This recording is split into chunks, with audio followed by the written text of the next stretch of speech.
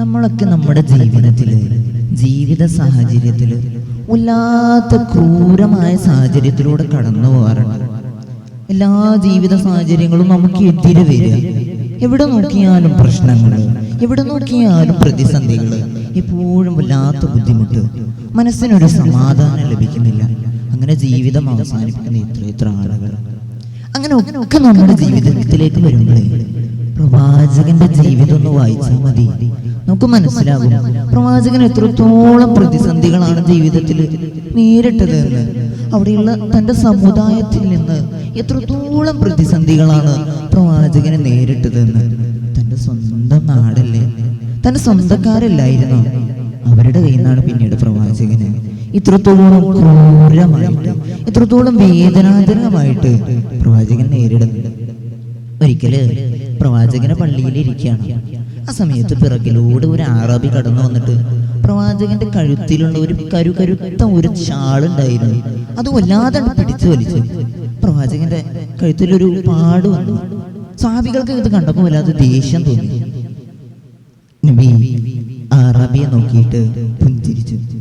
നബി ചോദിച്ചു, എന്താ വേണ്ടേ? എനിക്ക് കുറച്ച് ധാന്യമാണ്, ഞാനൊരു ഒട്ടകം കൊണ്ടുവന്നിട്ടുണ്ട്, അതിൽ എനിക്ക് കുറച്ച് ധാന്യം കയറ്റി തരണം. നബി സഹാബാക്കളോട് പറഞ്ഞു, നിങ്ങൾ ആ ധാന്യം ഒന്ന് എടുത്തു കൊടുക്കൂ. അപ്പോൾ നബി അദ്ദേഹത്തോട് പറയുന്നുണ്ട്, നിങ്ങൾ എന്നെ ഒന്ന് വിടുമോ, ഞാൻ ധാന്യം എടുത്തു തരണേ, നിങ്ങൾ എന്നെ ഒന്ന് ഈ ഒരു പിടി എൻ്റെ നിന്ന് വിടണമെന്ന് പറഞ്ഞപ്പോൾ അദ്ദേഹം പറഞ്ഞു, ഇല്ല, നിങ്ങൾ എനിക്ക് തന്നാലും ഞാൻ ഈ പിടി വിടുള്ളൂ. അപ്പോൾ സഹാബാക്കളോട് പറഞ്ഞിട്ട് ധാന്യം അദ്ദേഹത്തിന് കൊടുക്കുകയാണ്. നമ്മൾ മനസ്സിലാക്കണം, ആ പ്രതിസന്ധിയിൽ, ആ ആക്രമം ഏറ്റുവാങ്ങിയ സമയത്ത് പോലും പ്രവാചകൻ നിർവഞ്ചരിയോടെ അവരെ സ്വീകരിക്കുകയായിരുന്നു, അവരെ ഇഷ്ടപ്പെടുകയായിരുന്നു, അവർ ചോദിച്ച കാര്യങ്ങൾ ചെയ്തു കൊടുക്കുകയായിരുന്നു. അതല്ലേ ഒരിക്കല് ഹിജ്റ പോവാൻ വേണ്ടിയിട്ട് അബൂബക്കർ തങ്ങളും പ്രവാചകനും മദീനയിലേക്ക് പോവാണ്. തൻ്റെ മക്ക വിട്ടിട്ട് തന്നെ ആട്ടിയോടിച്ചവരുടെ മുമ്പിൽ നിന്ന് പോവാണ്. സൗർ ഗുഹയിൽ എത്തിയപ്പോൾ അബൂബക്കർ തങ്ങളുണ്ട് കൂടെ. ഖുറൈശികൾ ഇങ്ങനെ ഗുഹന്റെ മുമ്പിലൂടെ ഇങ്ങനെ നടക്കുക. അബൂബക്കർ തങ്ങൾക്ക് പേടിയാവുക, ഞമ്മളെ കാണൂല റസൂലവല്. അത് പറഞ്ഞപ്പോൾ പ്രവാചകൻ പറഞ്ഞു, അബൂബക്കറെ, നമ്മൾ രണ്ടാളും ഒറ്റയ്ക്കല്ലല്ലോ ഇവിടെ ഉള്ളത്, നമ്മുടെ കൂടെ അള്ളാഹു ഉണ്ട്, നമ്മുടെ കൂടെ ഏറ്റവും പ്രതീക്ഷയായ അള്ളാഹു ഉണ്ട് എന്ന് പറയുന്ന ആ നിമിഷമുണ്ട്. നിർവഞ്ചരിയുടെ സ്നേഹത്തിന്റെ ഏറ്റവും അഭയമായ റസൂൽ കൊണ്ടു നടന്ന ഏറ്റവും വലിയ മാതൃക മനസ്സിലാക്കണം. 276 രാജ്യങ്ങളുടെ റിപ്പബ്ലിക്കിന്റെ നേതാവാണ്.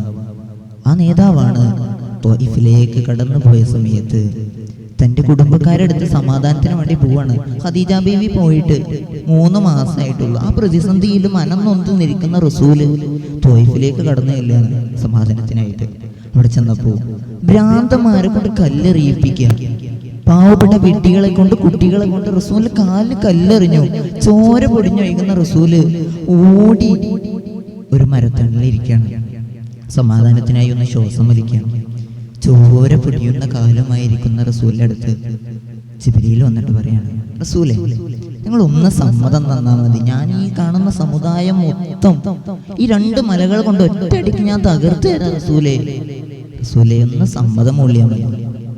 പ്രവാചകൻ പുഞ്ചിരിച്ചുകൊണ്ട് ജിബ്രീലിനോട് പറഞ്ഞത്, നീ അവരെ നശിപ്പിക്കല്ല, അവരിൽ നിന്ന് ആരെങ്കിലും ഒരാൾ സന്മാർഗം നേടിയിട്ട് നമ്മളിലേക്ക് കടന്നു വരില്ലേ ജിബ്രീലേ, നമുക്ക് കാത്തിരിക്കാം.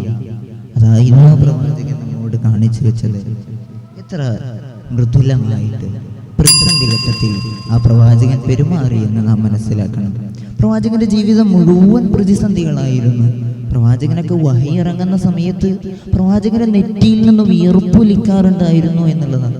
അത്രത്തോളം ആ ദൈവത്തിൽ നിന്നുള്ള ഒരു പ്രകാശം സ്വീകരിക്കുന്ന സമയത്ത് പ്രവാചകന് ബുദ്ധിമുട്ടിയിട്ടുണ്ട്. പ്രവാചകന് ഒരു മനസ്സിൽ വേദന സംഭവിച്ചിട്ടുണ്ട്.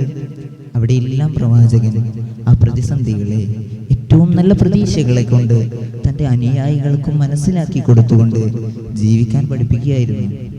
പ്രവാചകന്റെ പ്രതിസന്ധി കഥകളൊക്കെ നമ്മൾ വായിക്കുമ്പോൾ വല്ലാത്ത സങ്കടമാണ്. അതല്ലേ പ്രവാചകൻ മക്കയുടെ മുമ്പിൽ ഇരുന്നിട്ട് നിസ്കരിക്കുന്ന സമയത്ത് പ്രവാചകന്റെ തോളത്ത് കുടൽമാല എറിയാണ് അബൂജഹലൊക്കെ ചേർന്നിട്ട്. ഫാത്തിമ ബീവിക്ക് ഇത് കണ്ടപ്പോൾ സങ്കടം തോന്നാണ്. ഫാത്തിമ ബീവി റസൂലിന്റെ അടുത്ത് ഓടി ചെന്നിട്ട് ആ കുടൽമാല മാറ്റി.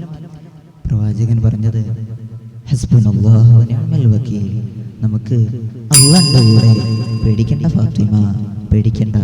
പുഞ്ചിരിച്ചുകൊണ്ടായിരുന്നു അപ്പോഴും റസൂൽ അവിടെയും പെരുമാറിയിരുന്നത്.